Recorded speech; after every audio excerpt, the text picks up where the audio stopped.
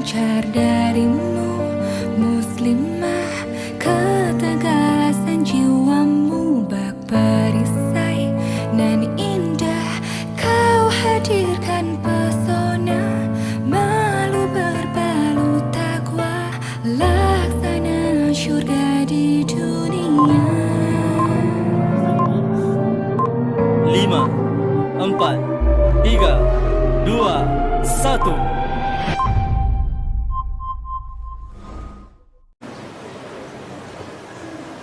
Bismillahirrahmanirrahim. Assalamualaikum warahmatullahi wabarakatuh. Alhamdulillahirabbil alamin wa bihi nasta'inu ala umuri dunya waddin.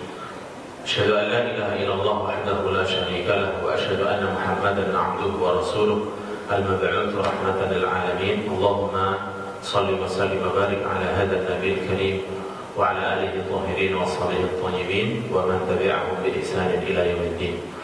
أما بعد فقال الله تعالى في القرآن الكريم أعوذ بالله من الشيطان الرجيم بسم الله الرحمن الرحيم قل هل يستوي الذين يعلمون والذين لا يعلمون إنما يتذكر أولو الألباب وقال رسول الله صلى الله عليه وسلم من يريد الله به خيرا يفقهه في الدين.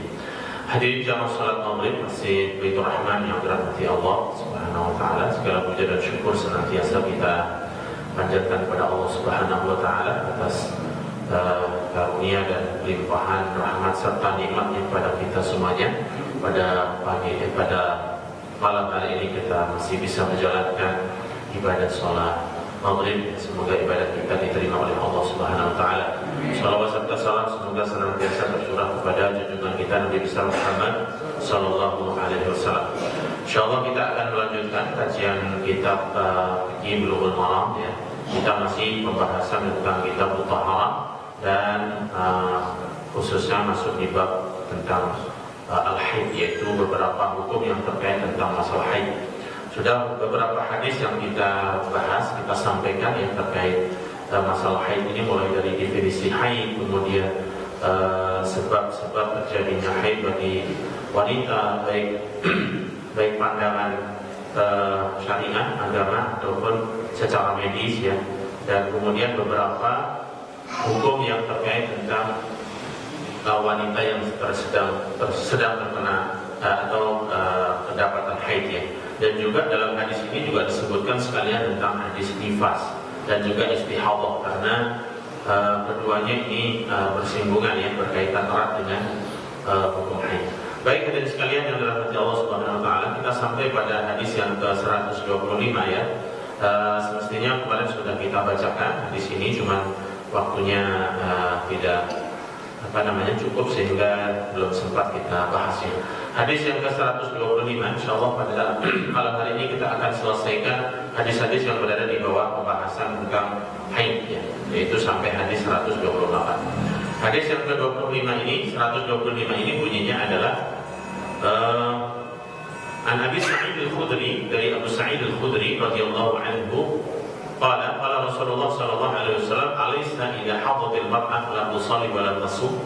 Rasulullah bersabda, bukankah wanita ketika sedang haid dia tidak sholat dan tidak berpuasa? Muttafaqun alaih. Hadis ini diriwayatkan oleh Bukhari dan Muslim, yang sebenarnya hadis yang panjang ya. Ini cuma penggalan pendeknya ya.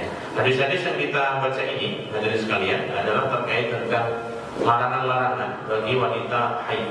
Maksudnya ketika wanita sedang haid, sedang nifas, ada beberapa perkara atau hal yang tidak boleh dikerjakan ya, baik itu terkait masalah ibadah ataupun masalah kehidupan sehari-hari.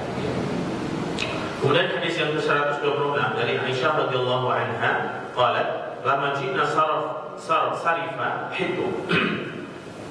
Ketika kami sampai pada Sarif ini nama tempat yang mendekati kota Mekah. Ini nanti ada hadis panjangnya juga. Hitu, Aisyah mengatakan aku haid, kedatangan haid. Faqala Nabi sallallahu alaihi wasallam, maka Rasulullah pun mengatakan, if'ali ma yaf'alul hajj. Lakukanlah semua apa saja yang dilakukan oleh jamaah haji, maksudnya orang yang sedang menunaikan haji. Wa ya'ala tatufi bil bait hatta taqdi. Hanya saja kamu tidak boleh untuk melakukan tawaf. di fil bait, yakni di Ka'bah, Baitullah, Ka'bah ya, hatta tadhuri, sampai kamu suci. Ya, muttafaqun alaih. Hadis ini muttafaq alaih. Hadis tawil, hadisnya juga panjang, nanti ada kelengkapan hadis. Kemudian hadis berikutnya dari Mu'adz radhiyallahu anhu, annahu sa'ala Nabi sallallahu alaihi wasallam ma yahillu rajul min imra'atihi. Dari Mu'adz berkata, aku bertanya kepada Rasulullah. Ya, beliau bertanya kepada Rasulullah, apa yang dihalalkan bagi laki-laki, bagi suami dari istrinya ketika sedang haid, wahia haid, sementara dia dalam keadaan haid. Faqala ma fawqal izar, yaitu apa-apa yang di atas sarung. Ya, kemarin hadisnya juga sudah kita ada hadis yang senada dengan ini yang terkait pensikapan Rasulullah ketika melihat orang-orang Yahudi, bagaimana mereka memperlakukan istri mereka ketika sedang haid, ya. Mereka diuzlahkan, diasingkan, ya. Bahkan tidak boleh diajak makan, minum, dan seterusnya. Maka muncullah hadis yang kemarin kita baca, isna'u kulla syai'in illa nikah, lakukan apa saja kecuali berhubungan, ya, kecuali nikah. Kemudian yang hadis terakhir 128, an Ummi Salamah radhiyallahu anha, dari Ummu Salamah radhiyallahu anha qalat, kanatin nufasa, dahulu para wanita-wanita yang sedang nifas, taq'udu ala ahdi Nabi, mereka duduk, ya, maksudnya menunggu sampai nifasnya itu selesai. Ala ahdi Nabi, pada masa Nabi, ba'da nifasiha, setelah nifasnya, arba'ina yawman, sepanjang 40 hari. Nah, ini rawahul khamsah ila Nasai. Hadis ini diriwayatkan oleh 5 rawi hadis, ya, kecuali Imam Nasai. Wa fi lafdhin lahu, dan dalam redaksi yang punya Abu Dawud, walaupun di Abu Dawud, wa fi lafdhin lahu, dan juga dalam redaksi hadis riwayat Abu Dawud yang lain, walam yaqurha Nabi bi qada'i sholatin nifas, dan Rasulullah sallallahu alaihi wasallam tidak memerintahkan untuk mengqadha salat bagi wanita yang sedang nifas. Shahahahu al-Hakim. Hadis ini disahihkan oleh Al-Hakim. Sekali lagi hadirin sekalian, hadis-hadis yang barusan kita baca ini adalah terkait tentang hukum wanita yang sedang haid dan nifas, apa saja yang diperbolehkan dan apa saja yang dilarang. Kita masuki hadis yang pertama dari Salim yang bunyinya tadi, bukankah wanita ketika haid dia tidak sholat dan tidak berpuasa? Secara tersirat, hadis ini memberikan penjelasan bahwasanya wanita ketika sedang haid maka tidak boleh sholat dan tidak boleh berpuasa. Jika dia melakukan hal itu maka tidak sah. Terlebih lagi dia jika berkeyakinan halalnya ibadah tersebut bagi seorang yang wanita sedang haid, itu bisa membatalkan keislamannya, karena Allah mengharamkan ataupun melarang ibadah di saat seperti kondisi wanita sedang haid, ya. Yubayyinul mu'allif al-haid, hukm al-haid binisbah li as-salat was-siyam.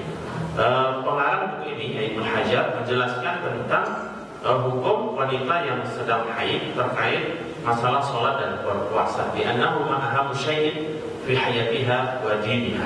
Karena kedua hal tersebut, sholat dan puasa ini merupakan perkara yang sangat fundamental bagi kehidupan wanita, ya, manusia muslim secara umum, baik terkait kehidupannya dia secara umum ataupun terkait agamanya. Wal hadits umum, dan hadis ini cukup panjang. Wa huwa anna Rasul sallallahu alaihi wasallam dzakara annahu itala al-alinna. Hadisnya cukup panjang, yaitu kelengkapan hadisnya adalah sesungguhnya Rasulullah sallallahu alaihi wasallam dinampakkan oleh Allah penghuni neraka. Jadi peristiwa Isra dan Mi'raj, ya, kalau kita sering mendengarkan ceramah ataupun mungkin membaca juga riwayat-riwayat yang terkait Isra Mi'raj, di mana Rasulullah SAW itu dinampakkan beberapa hal, ya, di antaranya dinampakkan surga, kemudian keindahannya, kemudian dinampakkan juga penghuni neraka. Nah, ini Rasulullah dinampakkan penghuni neraka. Wajadat aktsar ahliha an-nisa. Maka Rasulullah menyebutkan kebanyakan penghuni neraka itu dari kalangan wanita. Faqamat imra'atun. Maka ketika mendengarkan itu, ada seorang wanita yang langsung berdiri, yang mungkin agak kurang terima gitu, ya, karena wanita atau ingin mendapatkan penjelasan lebih lanjutnya. Waqala, maka wanita itu kemudian bertanya, Masya'un nisa aktsaru ahlina. Ada apa dengan wanita wahai Rasulullah sehingga menjadi penghuni neraka yang terbanyak? Ya. Faqala sallallahu alaihi wasallam, maka Rasulullah mengatakan, nah ini agak diperhatikan ya, Bapak sekalian, alasan yang Rasulullah sebutkan kenapa wanita menjadi atau yang menjadi penyebab kenapa wanita itu menjadi penghuni neraka. Li'annahunna yukfirna la'an. Karena wanita itu banyak melaknat. Melaknat itu sumpah serapah ya. Wa yakfurna al-ashir, dan kufur terhadap al-ashir. Al-ashir itu pasangannya, yaitu suami, tidak bersyukur. Ya, ma'aitu min naqisati aqlin wa dinin adhabul lubbi lirajul al-hazir min ihdakunna. Aku tidak melihat seorang yang kurang secara akal dan agamanya, ya, dibandingkan seorang laki-laki yang hazim, mungkin cerdas ini. Min ihdakunna, dibandingkan kalian, salah satu dari kalian. Maksudnya Rasulullah di situ menyebutkan wanita itu dianggap kurang secara akal dan agamanya. Wa hadza 'ala sabili hukmil kull wa laysa al-kulli. Akan tetapi penyebutan Rasulullah bahwasanya wanita itu adalah golongan kurang akal dan agamanya, ini sifatnya umum, bukan keseluruhan. Ya, umumnya, bukan keseluruhannya. Ya, perlu diperhatikan.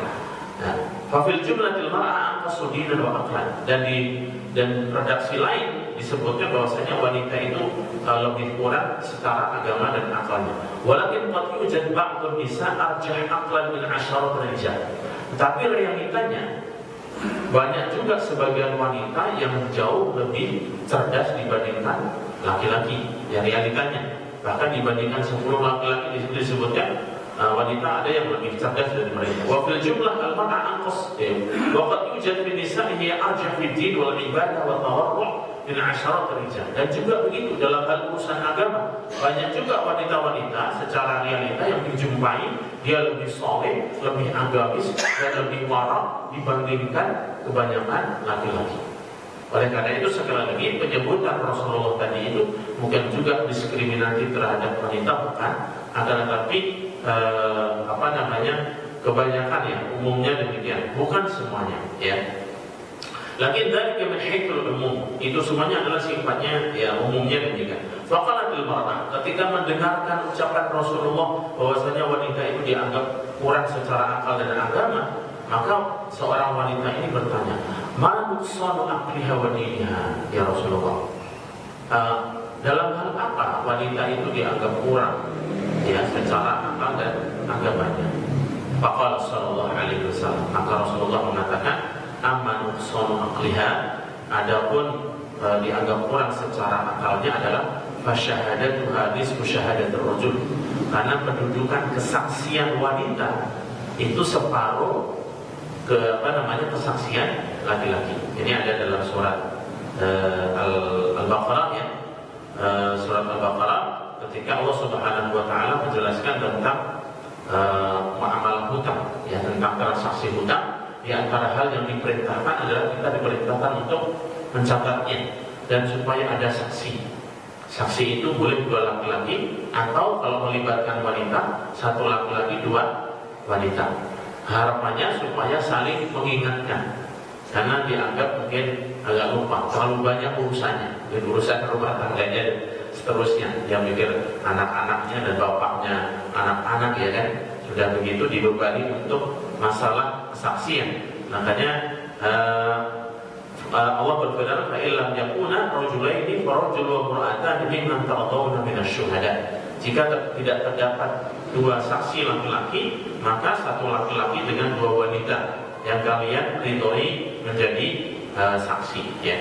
Wa qala wa amma nuqsanu diniha, adapun yang dimaksud dengan kurang secara agama adalah kurang agamanya adalah alaysa idza hadatil mar'ah lam tusalli wa lam tasum. Bukankah wanita ketika haid itu tidak sholat dan tidak berpuasa? Nah, ini penggalan hadis yang disebutkan oleh Ibnu Hajar. Jadi ceritanya cukup panjang, cuman yang disebutkan Ibnu Hajar hanya penggalan ini saja, karena ingin membahas tentang hukum wanita yang sedang haid itu, diantaranya tidak boleh melakukan sholat dan tidak boleh berpuasa. Ya. Wa qawluha la tusalli wa la tasum naqsun fi diniha. Farajul yusalli bi sifatin daimah. Oleh karena itu wanita yang tidak berpuasa, tidak sholat ya di saat haid itu dianggap kurang secara agama ya. Maksudnya ya agamanya tidak sempurna, meskipun ini fitrah wanita ya Pak. Karena haid ini kan bukan pilihan wanita, tetapi memang dari asal ciptaannya. Adapun laki-laki sholat sepanjang waktu, wa yasumu bi sifatin daimah. Begitu juga laki-laki itu puasa terus. Maksudnya tidak ada alasan sesuatu pun ya, tidak ada satu alasan pun yang membolehkan laki-laki meninggalkan sholat, itu tidak ada. Tidak ada sekali. Jadi bahkan sakit separah apapun, laki-laki itu tetap wajib sholat semampunya. Ya, tapi kalau wanita ada alasan-alasan yang dibenarkan oleh syariatnya. Di saat yang sama, hadirin sekalian, sebenarnya mungkin di sini dianggap kurang agama ya. Tetapi ketika wanita itu sedang haid, kemudian dia tidak sholat dan tidak berpuasa, juga di saat yang sama dia juga menjalankan perintah Allah, gitu ya. Jadi ungkapan ini kan ya di satu sisi memang dianggap kurang agamanya, namun di saat yang sama bahwasanya kejadian itu adalah hal yang memang wajar ya, yang terjadi pada wanita. Ya. Walakin hayatiha ma yamna'uha. Akan tetapi bagi wanita ada satu yang datang kepadanya yang menghalanginya untuk melakukan itu. Ya. Artinya tidak sholat dan tidak berpuasa. Wa qauluhu sallallahu alaihi wasallam alaysa til mar'atu idza hadat la tusalli wa la tasum ma'nahu anna al-haid tamtani 'an as-shalah wa tamtani 'an as-siyam. Berdasarkan hadis ini maka seorang wanita yang sedang haid dilarang untuk melakukan sholat dan berpuasa. Maka kalau istabahat dzalika la kafarat iyadan billah. Jika seorang wanita berkeyakinan bahwasanya sholat itu boleh ketika dia haid, maka ini bisa kufur, bisa keluar dari agama. Ya, sebagaimana halnya hal-hal yang sudah disepakati tentang haramnya daging babi, haramnya khamar, itu semua Islam sepakat, tidak ada yang berbeda pendapat. Ya, oleh karena itu orang yang sengaja menghalalkan itu bisa kufur dan keluar dari agama. Tentu berbeda kasusnya ketika seseorang dalam keadaan darurat dan melakukan hal-hal yang tadinya diharamkan. Ini berbeda ya, karena darurat itu membolehkan sesuatu yang tadinya dilarang menjadi boleh di saat darurat saja ya. Begitu juga berpuasa ya, tidak boleh dilakukan ketika wanita sedang haid. Wahal al-mar'ah taqdi ma fataha min as-salawat was-siyam athna haidatiha. Ini hal yang termasuk penting juga dari sekalian. Apakah seorang wanita harus mengqadha salat ketika mengqadha salat dan puasa yang dia tinggalkan selama dia sedang haid? Ja'at zawju Ubadah bin Samit ya. Ada satu riwayat yang menyebutkan istri Ubadah bin Samit ila ummul mukminin Aisyah, datang kepada Aisyah radhiyallahu anha, istri Rasulullah. Wa qala, dan istri Ubadah bin Samit ini bertanya ya, ingin mengetahui alasan kenapa wanita haid itu tidak boleh sholat dan tidak boleh berpuasa. Ma balul haid taqdi shaum wa la taqdi shalah. Ini pertanyaannya adalah kenapa wanita yang sedang haid itu mengqadha puasa namun tidak mengqadha sholat? Kan sholat dan puasa ini sama-sama fardu, ya, sama-sama rukun Islam. Tapi kenapa kalau sholat tidak perlu diqadha, tetapi puasa wajib diqadha? Ya. Faqala kana yusibuna al-haid fa naqdi shaum wa la naqdi shalah. Jawaban Aisyah hadirin sekalian adalah dahulu kami pada masa Nabi itu ya memang diperintahkan begitu, tidak dilogikakan. Ya kami manusianya, pokoknya yang penting kami diperintahkan untuk mengqadha puasa dan tidak mengqadha salat. Wa fi ba'd riwayat, dalam riwayat lain, Aisyah ketika mendapatkan pertanyaan dari istri Ubadah bin Samit ini, Aisyah bertanya, "A'iraqiyatun anti?" Apakah kamu orang Irak? Orang Irak pada zaman dahulu itu terkenal dengan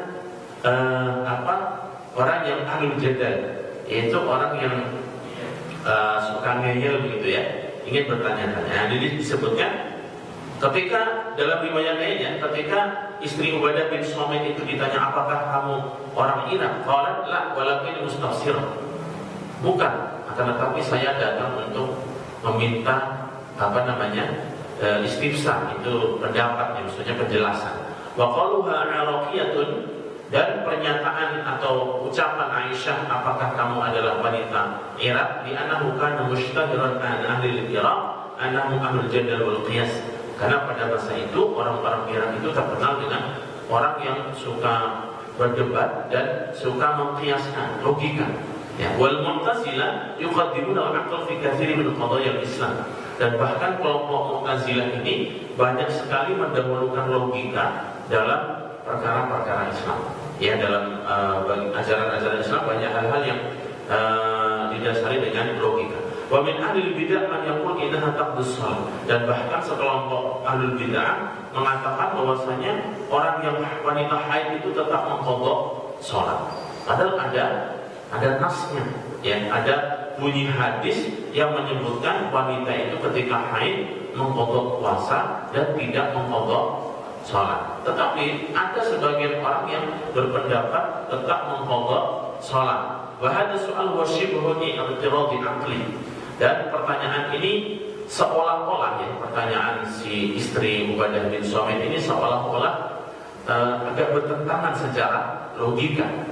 Seperti tadi yang saya sampaikan, karena keduanya sama-sama sebuah kewajiban, sebuah hal fardu, dan bahkan sama-sama rukun Islam, sholat dan puasa. Artinya kaifa hada? Bagaimana ini? Bahadi sholatul fardhu wa hada shaumul fardhu. Sholat juga fardu, puasa juga merupakan fardu, kewajiban. Tsumma faraqa bainal fardhatain. Tapi kemudian berbeda posisinya dua hal wajib tersebut, ya.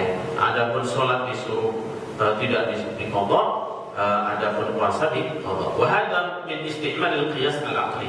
Ini merupakan cara berpikir yang berdasarkan logika, ya, berdasarkan akal. Kalau seseorang berpikir demikian, memang akan mengatakan sama-sama wajib, ya. Pastinya, ya, seharusnya ketika puasa itu harus mengqadha, puasa juga harus mengqadhanya, karena sama-sama wajib, ya.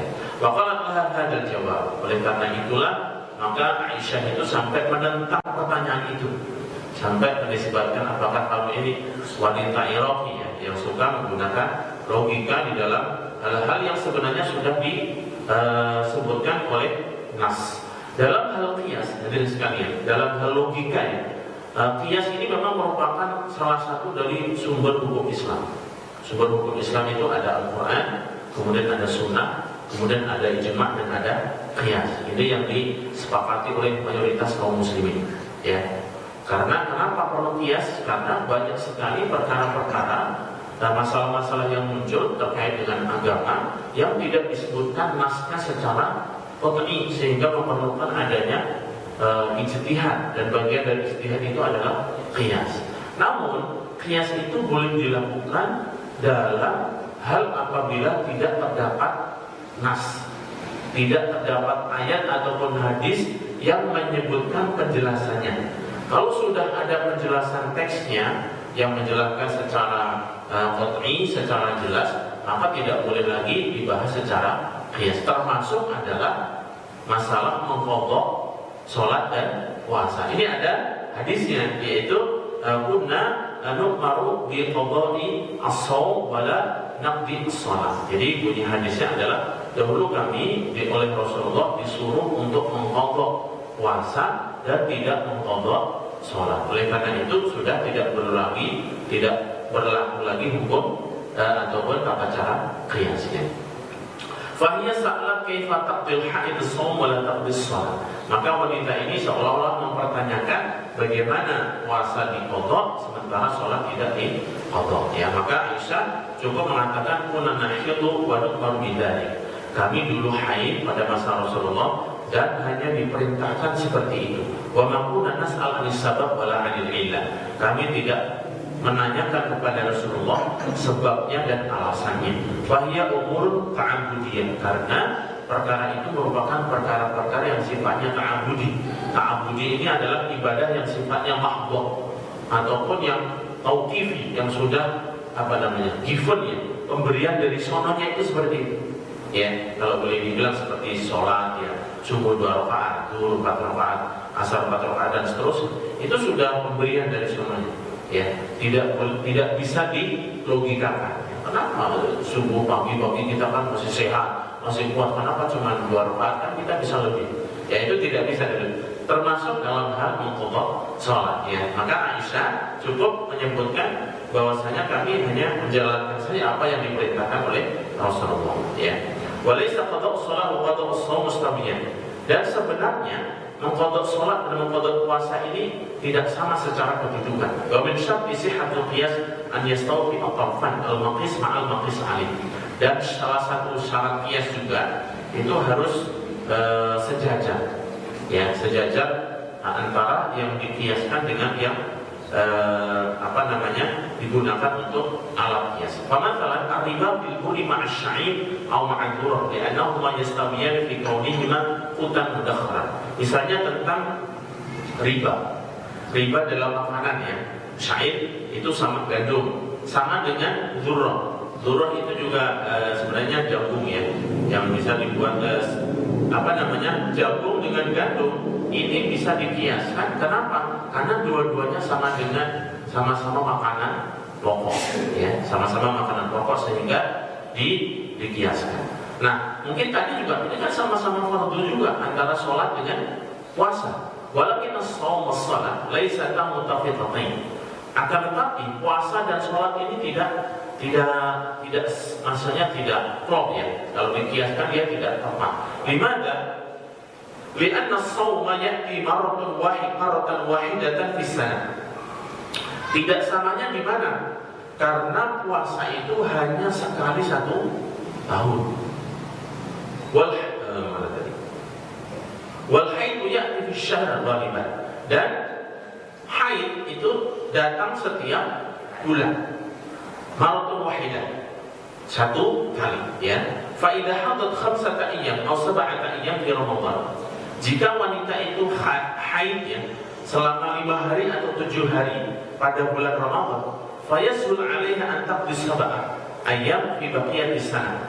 Maka mudah baginya, bagi wanita itu untuk mengqadha puasa sepanjang tahun itu hanya 5 hari sampai 7 hari.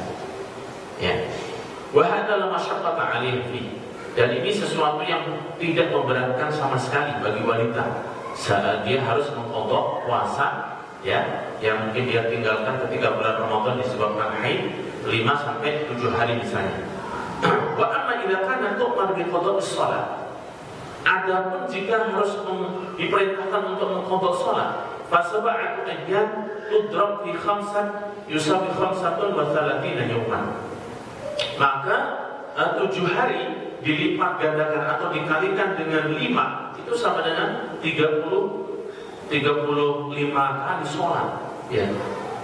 Fatahtaj 7 ayyam dan ayyam al-ukhra li taqdiyaha fi ghairi ayyam al-haidh. Maka dia pun juga memerlukan 7 hari di hari lain untuk mengqadha sholat. Fa'ala hadza lama kanat as-shalah tatakarrar kulla yawmin. Oleh karena itu manakala sholat itu terulang setiap hari, wa hiya tahidu 'iddata ayyam, dan dia kemudian mengalami haid beberapa hari, waqad yastamiru haidatuha ila akthar muddah, dan boleh jadi sebagian wanita itu haidnya sampai pada hari yang terbanyaknya haid berapa hari ini? 15 hari. Kalau misalnya 1 bulan dia sampai haid 15 hari, dan sholat itu wajib diqadha bagi wanita yang sedang haid, itu sungguh sesuatu yang sangat memberatkan. Maka dia fasataqdi as-shalah 15 yawman ma'a shalat al-15 yawman. Maka dia akan membutuhkan 15 hari untuk mengqadha salat. Wa taqulu al-fa'idah bi qadri al-hadirah wa hadhihi masyaqqatun dhahirah. Maka ini sesuatu yang sangat memberatkan. Jadi kalau mengkiaskan dari sisi kedudukan wajibnya, mungkin sama ya, sama-sama wajib antara puasa dengan sholat. Akan tetapi dari sisi bentuk kaifiatnya, waktu jamaah haji ya, kecuali tawaf. Ini tawaf tidak boleh dilakukan ketika sedang haid. Ya mungkin akan muncul nanti beberapa pertanyaan ya, jemaah haji yang datang dari Indonesia, kemudian dia misalnya untuk menjelang tawaf ifadah, padahal tawaf ifadah itu bagian dari kewajiban ya. Mungkin dia datang haid, kalau dia tidak tawaf mungkin waktu tinggal di Mekahnya misalnya sudah habis ya. Jadi terkait dengan jatah tinggalnya di daerah tersebut ya, di tanah suci ya. Makanya dari itu banyak langkah-langkah yang ditempuh oleh jemaah haji yang misalnya mereka mengkonsumsi obat ya, mengkonsumsi obat supaya haidnya ini tertunda dan seterusnya. Ya, itu juga ada pembahasan secara hukum apakah diperbolehkan atau tidak ya. Sejauh yang sebatas yang saya baca, hal itu diperbolehkan manakala dilakukan oleh orang yang ahli, maksudnya dalam hal ini dokter, dan disesuaikan dengan kondisi wanita. Apabila obat tersebut tidak menyebabkan madarat ataupun menyebabkan bahaya bagi wanita itu, maka diperbolehkan ya. Baik, hadal hadis itu hadis yang mutaqaddim. Hadis ini mirip atau sama dengan hadis yang terdahulu, isna'u kulla syai'in illa nikah. Lakukan apa saja kecuali nikah, kecuali berhubungan. Ya, hadis sebelumnya yang pertemuan lalu kita baca, Rasulullah memberikan nasihat kepada wanita, yaitu ketika haid boleh melakukan apa saja kecuali nikah, yaitu berhubungan. Qala Aisyah lama jina sarif ala marhalatain di Makkah di tariqil Madinah. Jadi Sarif ini nama satu tempat yang mendekati Makkah ya, yang datang dari arah Madinah. Wa kana ma'a Rasulillah fi hajjatil wada. Peristiwa ini terjadi pada haji wada. Haji wada itu adalah haji terakhir, dan memang Rasulullah ya sekali saja itu hajinya ya, haji terakhir dilakukan pada tahun ke-8 Hijriah. Wa kana muhrimatan bil umrah mutamatti'ah. Yang mana Aisyah ini sedang muhrim. Muhrim ini orang yang menggunakan pakaian ihram atau sedang berihram, niat ihram untuk haji ataupun umrah. Adapun yang dimaksud dengan wanita yang atau laki wanita yang tidak ada hubungan darah itu namanya mahram. Ya, jadi kalau misalnya bukan mahram. Jadi lafaz yang benar adalah bukan mahramnya, gitu ya, bukan muhrimnya. Ya. Yang sering kita dengar kan bukan muhrim ya. Muhrim itu sebenarnya artinya adalah orang yang sedang berihram ya. Tapi kalau mahram ini orang yang ada hubungan darah ya. Pada mulanya Aisyah ini sedang berihram ya. Ihram ini sudah berniat haji atau umrah secara tamattu. Haji itu ada 3 hadis sekali. Ada tamattu, qiran dan ifrad. Nah, tamattu ini biasanya dilakukan bagi orang-orang yang datangannya di tanah suci itu jauh hari sebelum waktu haji. Haji itu kan mulai dari tanggal 8 ya, 8 Dzulhijjah itu hari tarwiyah.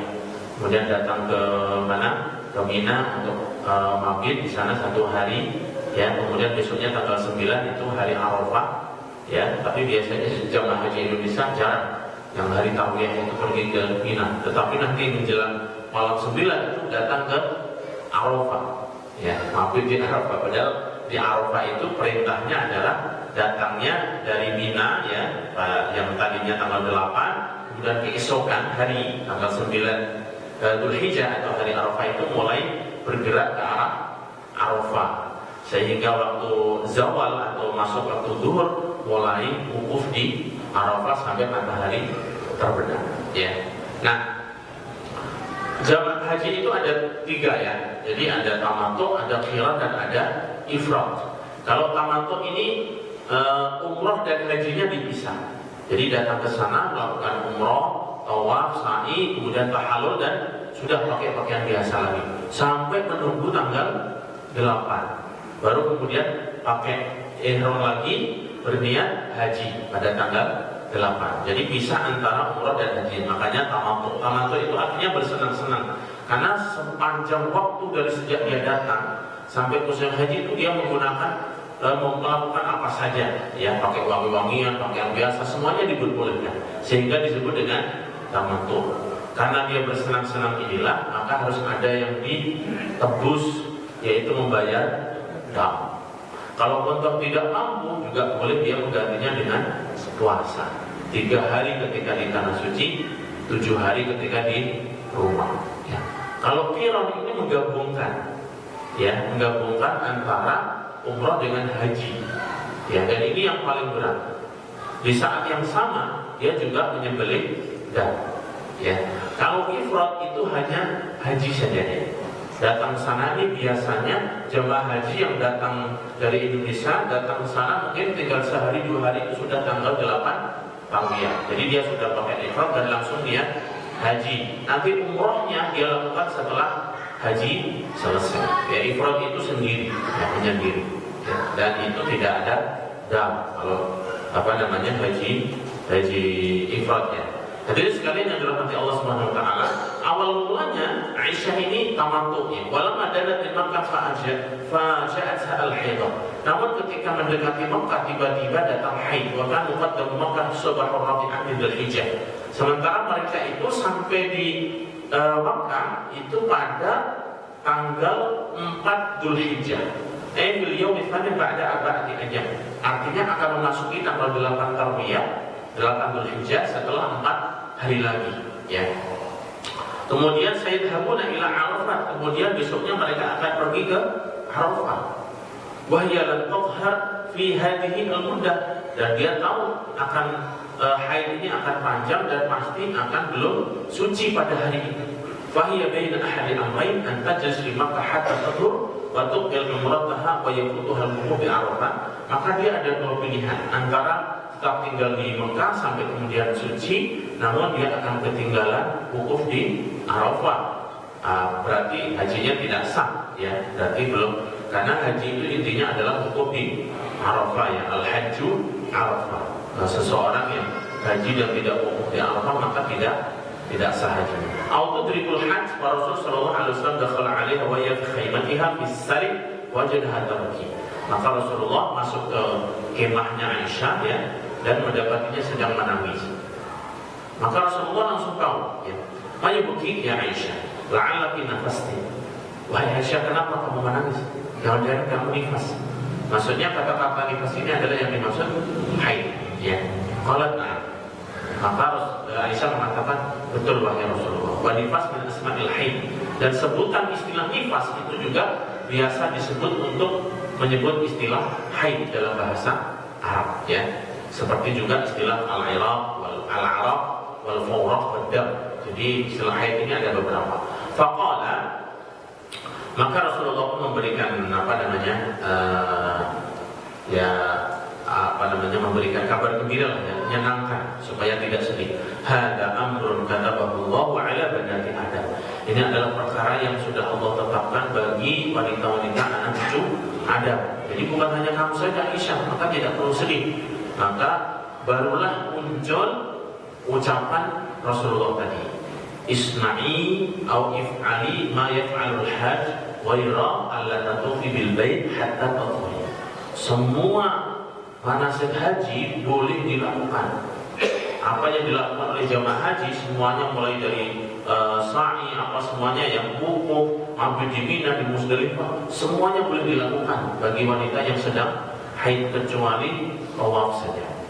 Nah, sehingga Aisyah pun akhirnya dia harus merubah hajinya yang tadinya tamattu menjadi qiran, ya, karena dia tidak bisa melakukan tawaf di awal waktu datang di Mekah, sehingga dia harus ikut ke Arafah, mabit di Mina di tanggal 8 Tarwiyah, kemudian besoknya wukuf di Arafah, kemudian malam harinya pergi ke Musdalifah dan mabit sampai hari besoknya, kemudian tanggal 10 itu pergi ke Mina untuk melempar jumroh, ya, jumroh Aqabah saja pada hari tanggal 10, ya, kemudian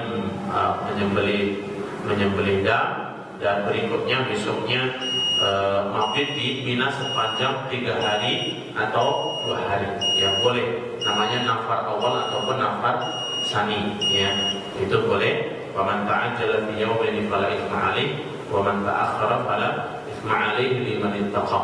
Bagi yang ingin keluar dari Mina setelah 2 hari juga tidak berdosa, tidak mengapa. Bagi yang ingin menyempurnakan sampai 3 hari juga tidak mengapa. Tapi syaratnya adalah didasari ketakwaan kepada Allah Subhanahu wa Ta'ala. Ya, jadi semua dilakukan, ya, semua dilakukan kecuali tawaf saja, ya.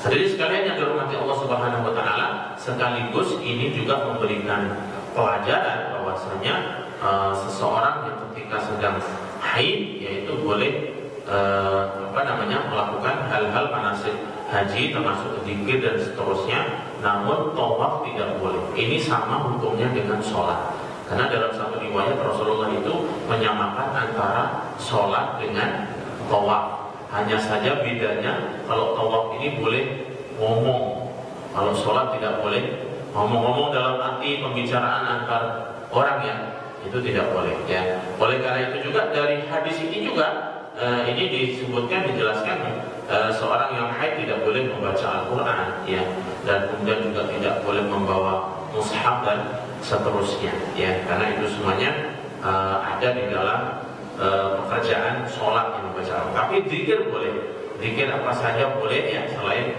membaca Al-Quran dan seterusnya. Atau kalau membaca doa, doanya itu berasal dari Al-Quran, misalnya Rabbana atina fid dunya hasanah. Apakah ini termasuk membaca Al-Quran? Tidak, kalau memang dia niatkan untuk berzikir, ya, boleh, ya.